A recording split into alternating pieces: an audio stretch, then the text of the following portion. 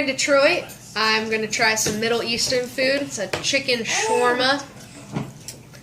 And it is garlic chicken, pickle, pita, what else? Famous garlic sauce. Famous garlic sauce. Alright, here we go.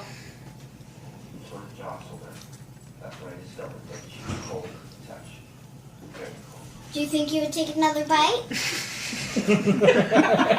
So would you try another bite? Yeah, I'll try another bite. It's pretty good. The pita's a little bit dry, so it's kind of hard to chew. Okay, are you going to try the pita with the garlic sauce? Lebanese garlic sauce, also called toum. Now that I just got called out on video, I guess I have to. I wasn't going to. So dip your finger in that garlic sauce and just lick the finger. Do it. Like this much? Yeah, that's good. Perfect.